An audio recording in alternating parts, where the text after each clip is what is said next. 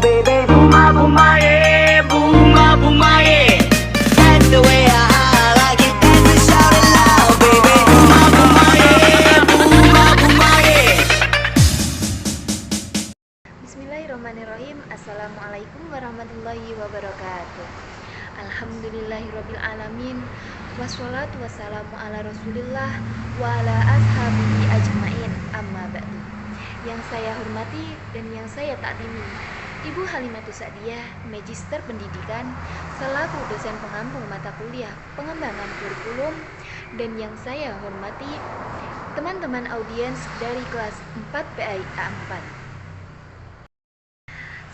Pertama-tama marilah kita panjatkan puja dan puji syukur kehadirat Allah yang mana kita masih berikan kesehatan dan kesempatan pada kali ini sehingga kita dapat bersama-sama secara virtual dalam presentasi kali ini.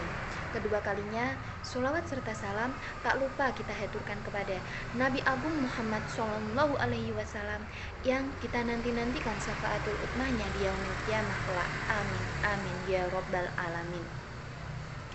Sebelum ke materi, izinkanlah saya memperkenalkan anggota kami.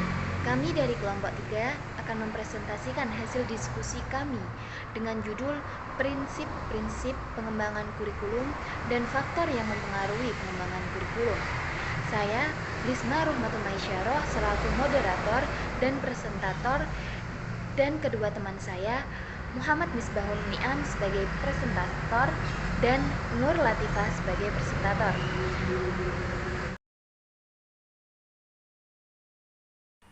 Faktor-faktor yang mempengaruhi pengembangan kurikulum. Kurikulum itu merupakan sebuah istilah, di dalamnya termuat perencanaan, penerapan. Dan kenapa sih kurikulum itu disusun dan untuk apa? Jawabannya yaitu dengan tersusunnya kurikulum, kita dapat mewujudkan tujuan pendidikan nasional tahap perkembangan peserta didik dengan menyesuaikan keadaan lingkungan sekitarnya sesuai dengan jenis masing-masing satuan pendidikan. Seperti kita tahu bagaimana perkembangan dari masa kecil, masa dewasa, contohnya kelas 1 SD. Kelas 1 SD itu masih nggak berani bicara, masih malu-malu di depan guru dan kawan-kawannya. Sedikit demi sedikit kita tahu perkembangannya.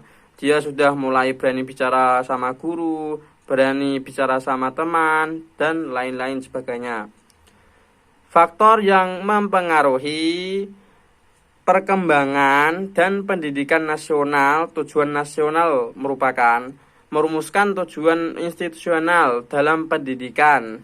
Yang kedua, faktor sosial, budaya, dan agama yang berlaku dalam masyarakat. Contohnya, sosial budaya seperti manakiban, yasinan, tahlilan. Yang contoh dari agama, seperti kita tahu, agama ini banyak sekali kepercayaan masing-masing seperti orang Kristen, Islam, Hindu, Buddha, Katolik, Konghucu, dan lain sebagainya.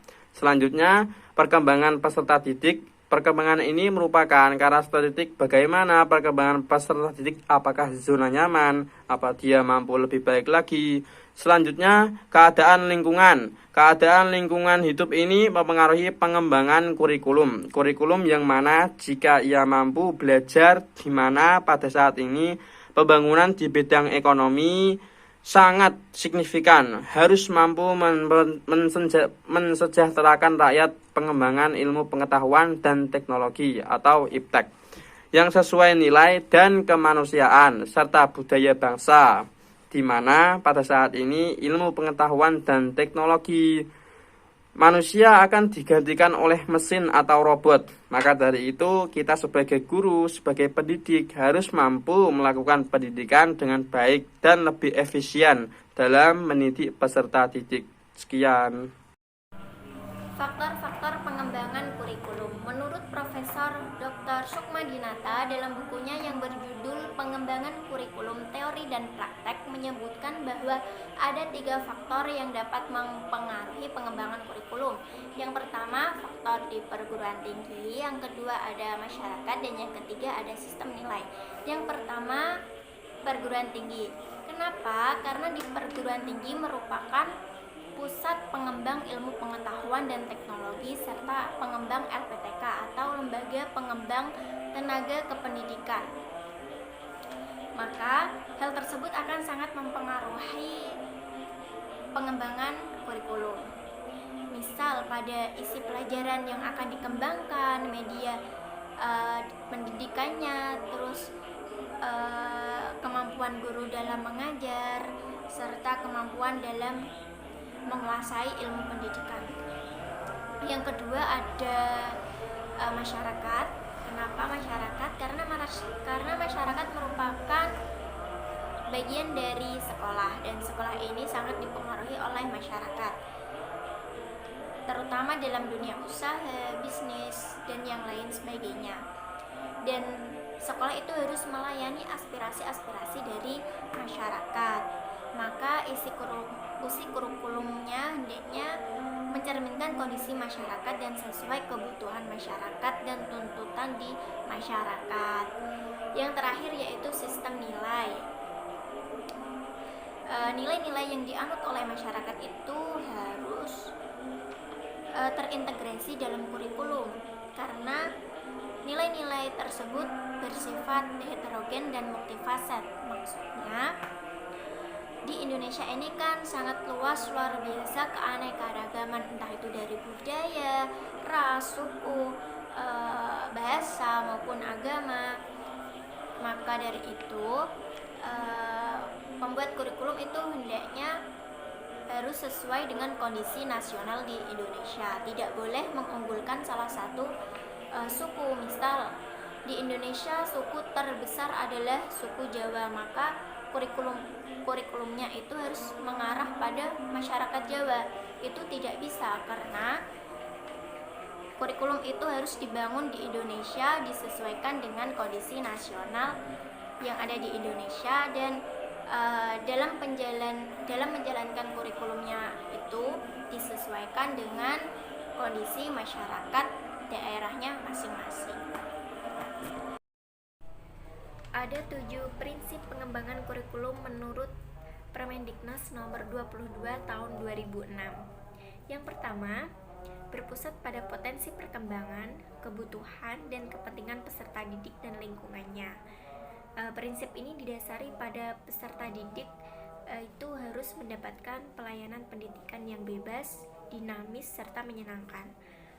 Dan pengembangan kurikulum ini didasari juga bahwa siswa itu memiliki posisi sentral. Maksudnya dalam kegiatan pembelajaran itu berpusat pada siswa, tidak hanya kepada gurunya saja.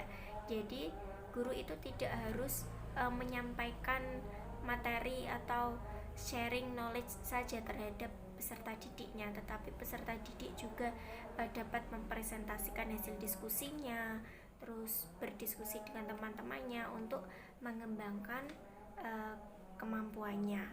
Yang kedua, beragam dan terpadu. Kurikulum dikembangkan dengan memperhatikan keanekaragaman karakteristik siswa, kondisi daerah, jenjang, dan jenis pendidikan, dan lain-lain. Tentunya sebagai pengembang kurikulum itu harus memperhatikan itu semua, mempertimbangkan itu semua, karena pada tiap-tiap siswa, tiap-tiap daerah itu memiliki karakteristik yang berbeda, dan tidak boleh membedakan antara agama, suku, budaya, adat maupun status sosial. Yang ketiga, tanggap terhadap perkembangan ilmu pengetahuan, teknologi, dan seni. Kurikulum dikembangkan atas dasar kesadaran akan iptek dan seni yang setiap perkembangan zamannya itu berubah-ubah, yang berubah secara dinamis. Dan hal ini membuat para pengembang kurikulum itu harus selalu tanggap dalam hal perubahan-perubahan tersebut untuk menjadi ke arah yang lebih baik. Terus dalam kurikulum itu juga harus dimasuki oleh muatan-muatan yang berbau teknologi, seperti memasukkan pelajaran TIK ke dalam muatan kurikulumnya, terus menggunakan internet sebagai sumber belajar, menggunakan model-model yang berkaitan dengan teknologi, itu dianjurkan supaya peserta didiknya itu terbiasa dengan teknologi, tidak gagap dalam teknologi. Yang keempat, relevan dengan kebutuhan kehidupan. Jadi maksudnya para pengembang kurikulum itu harus mempertimbangkan apakah isi dari kurikulum itu sudah sesuai dengan kebutuhan masyarakat ataukah belum, dan ini melibatkan pemegang kepentingan untuk menjamin relevansi kebutuhan seperti masyarakat atau usaha atau dunia kerja. Oleh karena itu, pengintegrasian kecakapan hidup itu perlu dirancang karena akan diperlukan peserta didik nantinya ketika memasuki dunia kerja atau ke jenjang pendidikan yang lebih tinggi. Yang kelima, menyeluruh dan berkesinambungan. Bidang kajian dan mata pelajaran yang direncanakan dan disajikan itu harus memiliki kesinambungan antar semua jenjang pendidikan. Misalnya perlu adanya pemetaan dalam kompetensi dasar. Yang keenam, belajar sepanjang hidup atau sepanjang hayat. Kurikulum diarahkan kepada proses pengembangan pembudayaan dan pemberdayaan siswa yang berlangsung sepanjang hayat. Untuk itu berbagai kegiatan perlu dirancang supaya peserta didik ini senang belajar dan termotivasi untuk belajar sepanjang hayatnya. Yang ketujuh, yang terakhir, yaitu seimbang antara kepentingan nasional dan kepentingan daerah. Pengembangan kurikulum itu harus mempertimbangkan kepentingan nasional dan daerah masing-masing, namun harus sejalan dengan moto Bhinneka Tunggal Ika, karena kita ketahui bahwa pada tiap-tiap daerah itu sangat beragam keanekaragamannya, ya, entah dari suku, budaya, ras maupun agama dan lain-lain. Untuk itu dapat menambahkan muatan-muatan untuk menyeimbangkan antara kepentingan nasional dan daerah. Misalnya menambahkan mata pelajaran agama dalam sekolah yang berbasis agama itu boleh, akan tetapi tidak boleh mengurangi atau menghilangkan ketetapan atau muatan-muatan yang berasal dari pusat. Prinsip-prinsip yang mempengaruhi pengembangan kurikulum. Bahwasannya, kurikulum merupakan sebuah sistem, di mana sistem berarti sebuah komponen yang saling berhubungan. Misalnya, kita tahu bahwasannya rumah harus ada jendela, ada tiang penyangga, ada pondasi, dan lain-lain. Jika salah satu komponen tersebut tidak ada, maka tidak bisa kita katakan sebagai rumah, di mana rumah tersebut tidak akan menjadi rumah yang kokoh, rumah yang sempurna. Akan tetapi, rumah tersebut jauh dari kata sempurna. Kita ketahui bahwasannya ada 4 komponen yang mempengaruhi pengembangan kurikulum. Apa saja sih itu? Yang pertama, apa itu tujuannya? Yang kedua, apa saja bahannya? Dan yang ketiga, bagaimana strateginya? Dan yang keempat, evaluasi. Dari keempat hal tersebut harus ada dalam sebuah kurikulum, dan tentunya harus sesuai dan harus berhubungan. Prinsip kurikulum ada 5, di mana prinsip ini adalah prinsip yang umum atau yang utama. Bisa jadi nanti di setiap lembaga pendidikan menemukan atau menambahkan prinsip-prinsip lain, karena itu dianggap sangat penting. Nah, apa sih prinsip itu? Prinsip merupakan kaidah-kaidah atau hukum yang akan menjiwai suatu kurikulum, di mana kita mengambil dua prinsip. Prinsip tersebut yang pertama prinsip yang umum atau prinsip yang utama, dan yang kedua prinsip yang khusus. Pertama, prinsip yang umum atau utama. Prinsip yang utama kita bagi menjadi 5, di mana prinsip itu diantaranya relevansi, fleksibilitas, kontinuitas, praktis, dan efektivitas. Yang pertama, prinsip relevansi. Apa sih prinsip relevansi itu? Prinsip relevansi merupakan prinsip di mana dia sangat sesuai atau memiliki kesesuaian. Nah, prinsip relevansi sendiri itu dibagi menjadi dua macam, yaitu relevansi keluar atau eksternal, dan yang kedua relevansi ke dalam atau internal. Nah, apa sih relevansi keluar itu? Relevansi keluar merupakan kesesuaian antara tujuan, isi, dan proses belajar yang tercakup dalam kurikulum, dan hendaknya relevan atau kesesuaian ini sesuai dengan tuntutan, kebutuhan, dan perkembangan masyarakat. Kedua, relevan ke dalam atau internal, di mana relevan ke dalam ini kesesuaian atau konsistensi antara komponen-komponen kurikulum, yaitu tujuan, isi, proses, dan penyampaian. Selanjutnya, yang kedua yaitu fleksibilitas, di mana kurikulum hendaknya memiliki sifat luas, tidak kaku, dan fleksibel. Di mana kurikulum yang baik itu yang berisi hal-hal yang solid atau padat, tetapi dalam pelaksanaannya memungkinkan terjadinya penyesuaian berdasarkan kondisi, waktu, kemampuan, dan latar belakang peserta didik. Yang ketiga yaitu kontinuitas, di mana kesesuaian antara kurikulum baik secara vertikal maupun horizontal.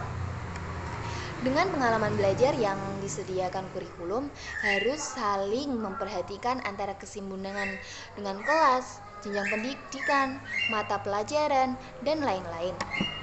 Selanjutnya, praktis atau efisiensi, di mana dalam prinsip praktis ini kita harus mudah untuk melaksanakan, seperti menggunakan alat atau media yang sederhana, yang mudah ditemukan, dan biayanya juga murah. Kita ambil praktis dan efisiensi, seperti kalau ada praktek seperti wudhu, media pertama yang kita ketahui adanya poster. Poster itu mudah ditemukan, mudah kita dapatkan, dan juga sederhana, dan juga biayanya murah dan terjangkau. Selanjutnya, perkembangan efektivitas, di mana pengembangan kurikulum hendaknya dapat mencapai tujuan tanpa kegiatan yang mubadir atau disia-siakan, baik secara kualitas maupun kuantitas. Efektivitas di sini berkaitan dengan sejauh mana sih planning itu dapat kita capai, atau sejauh mana sih kegiatan ini dapat tercapai, dan lain-lain. Yang pertama, efektivitas di sini. Efektivitas mengajar guru, di mana kegiatan belajar mengajar yang dapat kita rencanakan dan dapat kita laksanakan dengan baik ini salah satunya ditunjang oleh efektivitas seorang guru atau pendidik. Yang kedua, efektivitas belajar peserta didik. Sejauh mana sih tujuan pembelajaran yang kita inginkan, dan bagaimana sih kita harus bisa mengefektivitaskan pembelajaran peserta didik. Selanjutnya yaitu prinsip khusus. Ada beberapa prinsip yang lebih khusus dalam pengembangan kurikulum. Prinsip ini berkenaan dengan prinsip tujuan, pemilihan isi pendidikan, pemilihan proses rencana kurikulum, dan penilaian. Yang pertama, prinsip berkenaan dengan tujuan pendidikan, di mana tujuan menjadi pusat kegiatan dan arah semua kegiatan pendidikan. Perumusan komponen-komponen kurikulum hendaknya mengacu pada tujuan pendidikan. Yang kedua, prinsip berkenaan dengan pemilihan isi kurikulum, di mana dalam memilih isi pendidikan yang sesuai dengan kurikulum hendaknya harus ditentukan oleh perencana kurikulum. Selanjutnya, Selanjutnya, prinsip yang berkenaan dengan pemilihan proses belajar mengajar, di mana dalam pemilihan proses belajar mengajar hendaknya memperhatikan beberapa hal. Di antaranya, bagaimana sih metode tersebut? Apakah tepat? Apakah variatif? Apakah sistematis? Apakah dapat menciptakan kegiatan yang menunjang pembelajaran aktif? Apakah dapat menciptakan kegiatan yang bertujuan kognitif, psikomotorik, maupun afektif, dan lain-lain. Selanjutnya, yang keempat, prinsip berkenaan dengan pemilihan media dan alat pembelajaran. Dalam proses belajar mengajar yang baik, perlu didukung dengan penggunaan media dan alat-alat pembelajaran, di mana dengan penggunaan media di sini dimaksudkan agar pembelajaran itu dapat mencapai tujuan. Selanjutnya, prinsip yang berkenaan dengan pemilihan kegiatan penilaian, di mana dalam kegiatan penilaian di sini, penilaian merupakan bagian integral dalam pengajaran. Dalam setiap kurikulum pasti memiliki metode dalam pemberian nilai, karena nilai di sini merupakan hasil akhir dari setiap proses pembelajaran yang diberikan oleh pengajar untuk murid, di mana pemberian nilai atau hasil evaluasi harus bersifat objektif dan adil, tidak bersebelah. Cukup sekian presentasi dari kelompok 3, kurang lebihnya mohon dimaafkan. Jalan-jalan ke Kediri, indah sungguh cendrawasih. Cukup sekian pemaparan dari kami, untuk perhatiannya terima kasih. Cakep. Tangan menggamit terkena duri. Mohon pamit undur diri. Taufik wal hidayah waridho wal inayah. Cukup sekian, wassalamualaikum warahmatullahi wabarakatuh.